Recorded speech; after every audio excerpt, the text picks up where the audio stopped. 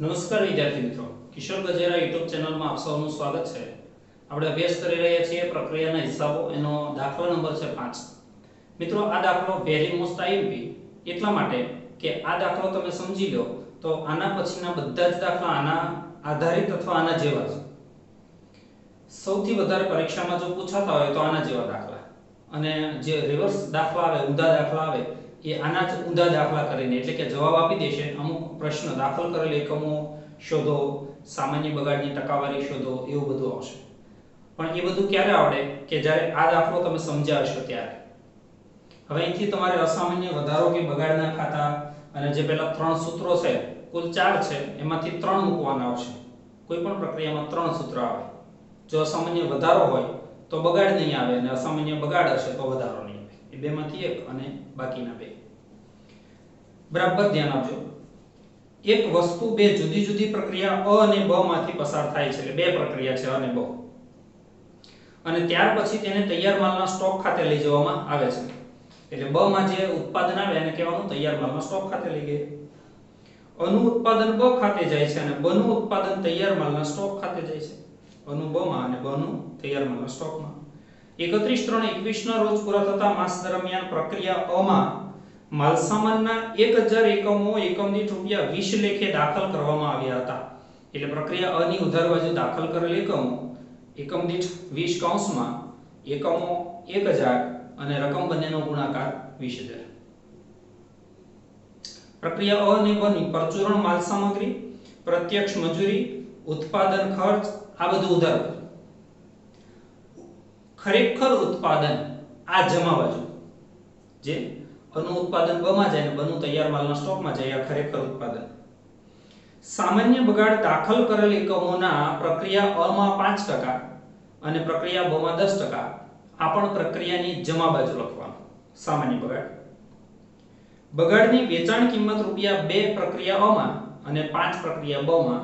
આ રકમ જમા બાજુ જે એકમો આવ્યો હોય એની સાથે ગુણાકાર કરશો એટલે કુલ રકમ મળશે. ઉપરની માહિતી પરથી પ્રક્રિયાના ખાતા તૈયાર કરો અને દરેક પ્રક્રિયા દીઠ પડતર કિંમત શોધી કાઢો. એટલે એકમ દીઠ પડતર શોધવાની. તદુપરાંત અસામાન્ય બગાડ કે વધારા અંગેના ખાતા પણ તૈયાર કરો. અસામાન્ય બગાડ વધારાનું પણ ખાતું બનાવવાનું છે. તો સૌપ્રથમ પ્રક્રિયા અ નું ખાતું, એની ઉધાર બાજુ લખાય દાખલ કરેલ એકમો કૌંસમાં એકમ દીઠ 20, એકમો 1000 અને રકમ 20000. પછી પરચુરણ માલ સામગ્રી 1100,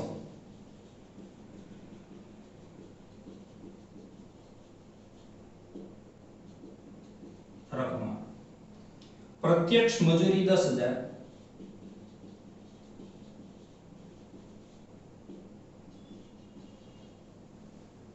ઉત્પાદન ખર્ચા 7000,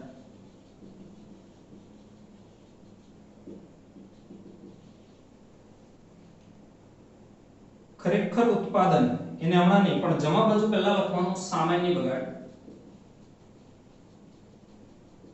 કૌંસમાં એની ઉપજ કિંમત છે 2, એટલે એકમ દીઠ 2, ટકા છે 5. આ 1000 ના 5% એટલે 50, અને 50 ગુણ્યા 2 એટલે 100. મિત્રો, સૌપ્રથમ આટલી વસ્તુ લખી દેવાની. ઉધાર બાજુ ખર્ચા અને જમા બાજુ સામાન્ય બગાડ. પછી પેલા 3 સૂત્રો મૂકવાના. કયા 3? કે સૂત્ર નંબર 1 જે પહેલા દાખલાની ઉપર આપ્યા છે એ 4 માંથી કોઈ પણ 3. સામાન્ય ઉત્પાદન બરાબર ધ્યાન આપજો. સામાન્ય ઉત્પાદન બરાબર દાખલ કરેલ એકમો માઈનસ સામાન્ય બગાડના એકમો.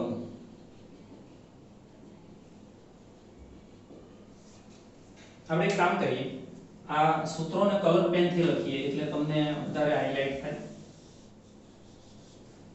પહેલું સૂત્ર આવશે સામાન્ય ઉત્પાદન બરાબર દાખલ કરેલ એકમો માઈનસ સામાન્ય બગાડના એકમો.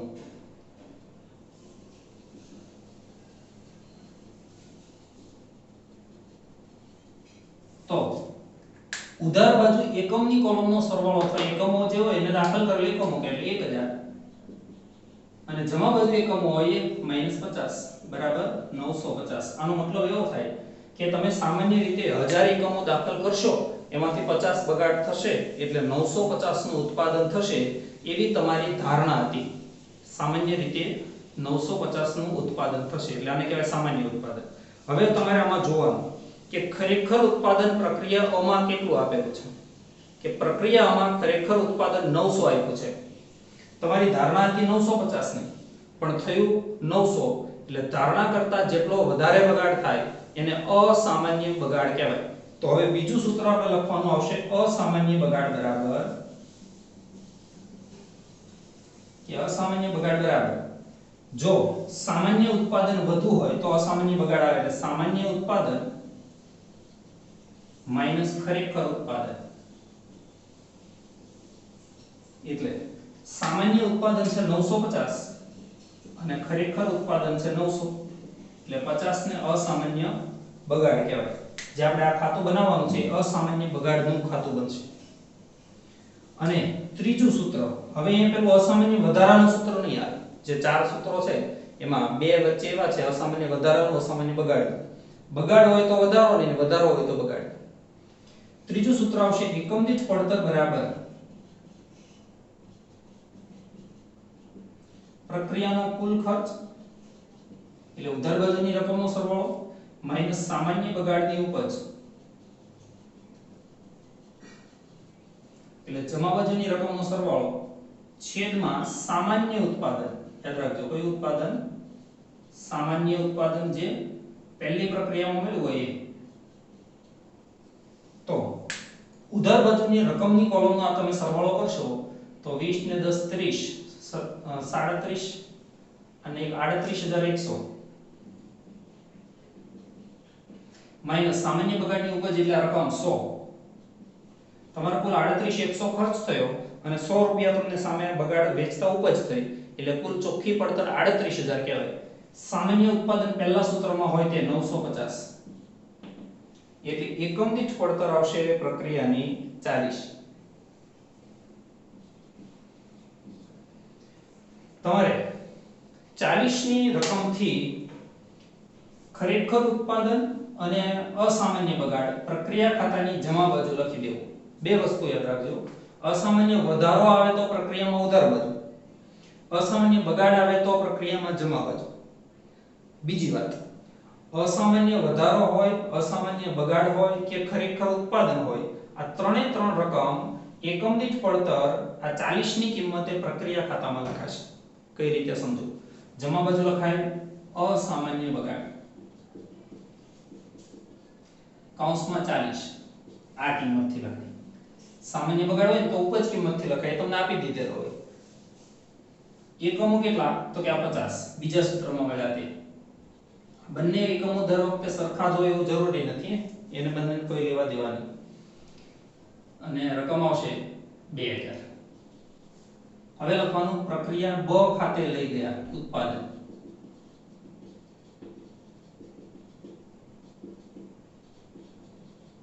કૌંસમાં એકમ દીઠ પડતર 40, એકમો આ ખરેખર ઉત્પાદનના 900 અને 36000. મિત્રો હવે જો તમે પ્રક્રિયા ખાતાનો સરવાળો કરો તો રકમ અને એકમનો સરવાળો બંને બાજુ સરખો થઈ જવો જોઈએ. જો સરખો ન થાય તો સમજી લેવું કે કોઈ ભૂલ છે. 38100. હવે અહીંયા બનાવવાનું કીધું છે તમને અસામાન્ય બગાડ કે વધારો હોય તો. અહીંયા આપણે અસામાન્ય બગાડ છે એટલે આ ખાતું બનશે અસામાન્ય બગાડનું ખાતું.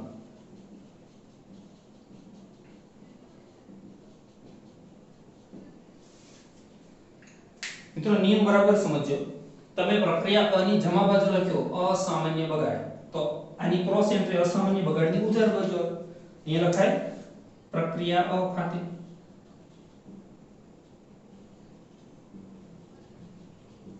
એકમો 50 અને રકમ 2000. હવે જેમ સામાન્ય બગાડ 50 એકમ 2 રૂપિયા લેખે વેચાઈ ગયો એમ અસામાન્ય બગાડ આ એના જેવો જ બગાડ પણ ધારણા કરતા વધારે થયો હોય એ પણ એકમ દીઠ 2 રૂપિયા લેખે વેચાશે. પેલો જેવો સામાન્ય બગાડ છે એવો જ આ બગાડ છે એટલે જમા બાજુ લખાય રોકડ ખાતે કૌંસમાં લખાય સામાન્ય બગાડ જેટલી ઉપજ, એટલે કૌંસમાં 2 જેટલી સામાન્ય બગાડની છે એટલી એકમો આ લેવાના 50 સામાન્ય બગાડના નથી, આ 50 નથી લેતા, આ 50 છે એટલે 50 એકમો 2 રૂપિયામાં લેખાય એટલે 100 રૂપિયા લેખે વેચાણ થાય. જેની પડતર 2000 રૂપિયા છે એ વસ્તુ 100 રૂપિયામાં વેચાય તો જે તફાવત આવે એ નુકસાન કહેવાય, નફા નુકસાન ખાતે જાય. સરવાળો 50 અને 2000, જમા બાજુ 50 અને 2000 એટલે તફાવત આવશે 1900. આને કહેવાય નફા નુકસાન ખાતે કૌંસમાં નુકસાન. તો મિત્રો કોઈ પણ દાખલો હોય અસામાન્ય બગાડના ખાતામાં ફરક પડશે નહીં, માત્ર આંકડા બદલશે. ઉધાર બાજુ પ્રક્રિયા ખાતેથી લાવી જમા બાજુ રોકડ ખાતે જેટલામાં સામાન્ય બગાડ વેચાતો હોય એટલામાં બધા એકમો વેચી દેવાના અને તફાવત એ નુકસાન કહેવાય, નફા નુકસાન ખાતે. બસ આ થઈ ગયો સામાન્ય બગાડનું ખાતું. પછી કોઈ સામાન્ય બગાડનું ખાતું પૂછતા નથી, એ આવતું પણ નથી, આવે છે પરંતુ પૂછાતું નથી એવું સમજો. પ્રક્રિયા બ ની ઉધાર બાજુ અહીંયા લખ્યું છે પ્રક્રિયા બ ખાતે લઈ ગયા, તો અહીંયા લખાય પ્રક્રિયા અ ખાતેથી લાવી.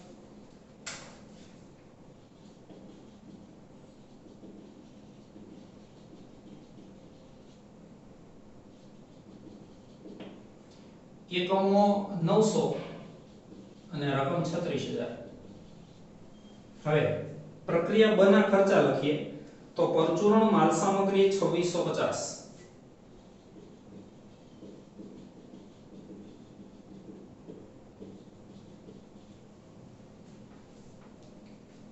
પ્રત્યક્ષ મજૂરી 11000,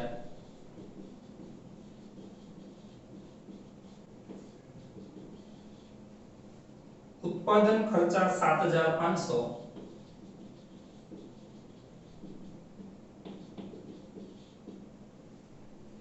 અને હવે કોઈ ખર્ચ નથી. જમા બાજુ લખી દેવાનો સામાન્ય બગાડ,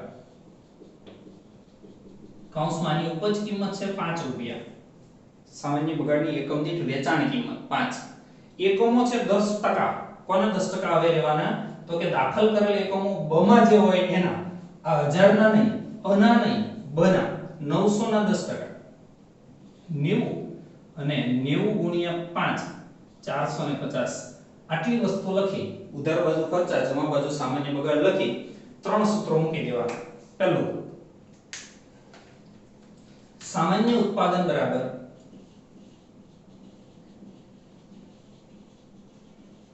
દાખલ કરેલ એકમો માઈનસ સામાન્ય બગાડના એકમો.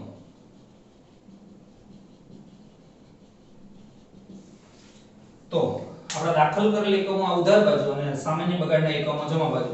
ઉધાર બાજુના એકમોમાંથી જમા બાજુના એકમો બાદ કરવાના, એટલે 900 - 90 બરાબર 810. હવે બરાબર સમજો. તમારી ધારણા હતી કે પ્રક્રિયા બ માં 810 એકમો બનશે, પરંતુ ખરેખર ઉત્પાદન તમે જુઓ પ્રક્રિયા બ નું આપ્યું છે 830. તમારી ધારણા કરતા વધારે ઉત્પાદન થાય છે. તો 2 નંબરમાં સૂત્ર આવશે અસામાન્ય વધારાનું, વધારો બરાબર. હવે સૂત્ર અહીંયા બદલાઈ જાય. જો બગાડનું હોય ને તો સામાન્ય ઉત્પાદન વધુ હોય તો બગાડ આવે, માઈનસ ખરેખર ઉત્પાદન. પણ અહીંયા ખરેખર ઉત્પાદન વધુ છે એટલે ખરેખર ઉત્પાદન માઈનસ સામાન્ય ઉત્પાદન. તો અહીંયા ખરેખર ઉત્પાદન છે 830 માઈનસ સામાન્ય ઉત્પાદન છે 810, એટલે 20 એકમો વધારો કહેવાય. આ પ્રક્રિયા ખાતાની ઉધાર બાજુ એકમ દીઠ પડતર લખવાનું. એકમ દીઠ પડતર એટલે હવે જો આપણે સૂત્ર નંબર મૂકીએ 3 એનાથી કે એકમ દીઠ પડતર બરાબર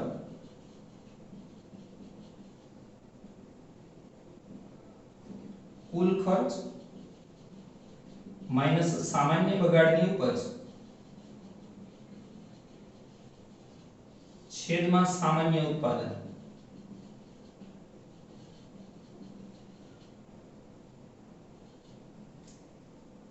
તો એમાં આ છે અસામાન્ય વધારાનું ખાતું.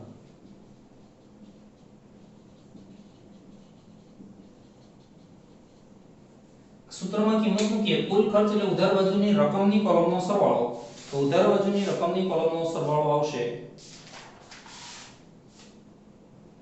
57150. સામાન્ય બગાડની ઉપજ જમા બાજુની રકમ 450. સામાન્ય ઉત્પાદન પહેલા સૂત્રનો જવાબ 810. એટલે એકમ દીઠ પડતર આવશે 70. તો જે અસામાન્ય વધારો 20 એકમો છે એ 70 ની કિંમતે પહેલા ઉધાર બાજુ લખી દઈએ.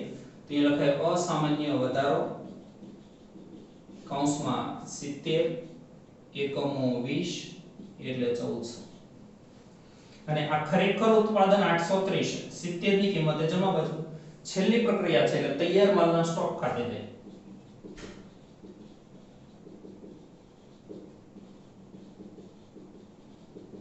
કૌંસમાં 70 એકમ દીઠ પડતર એકમો 830 58100.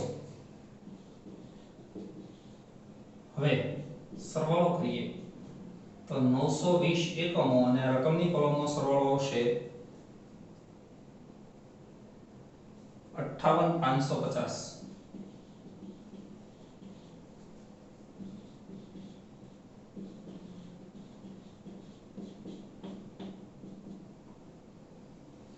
હવે બનાવીએ અસામાન્ય વધારાનું ખાતું. તો બરાબર સમજો કે તમે અબની ઉધાર બાજુ લખો છો અસામાન્ય વધારો અથવા અસામાન્ય વધારા ખાતે, તો એની બીજી ક્રોસ એન્ટ્રી વધારાની જમા બાજુ આવે. અહીંયા વિગત લખાય પ્રક્રિયા બ ખાતે.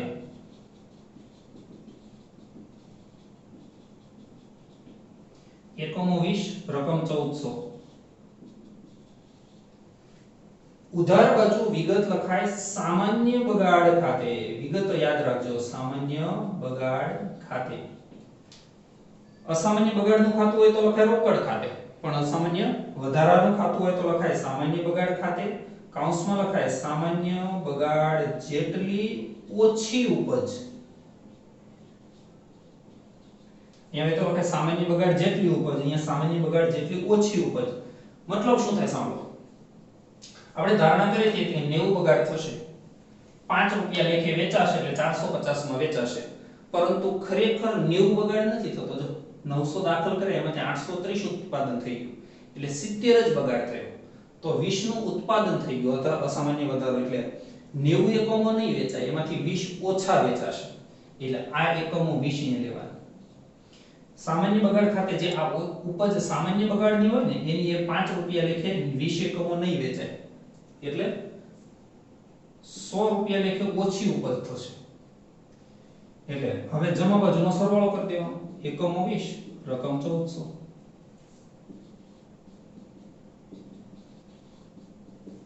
ને તફાવત આવશે 1300.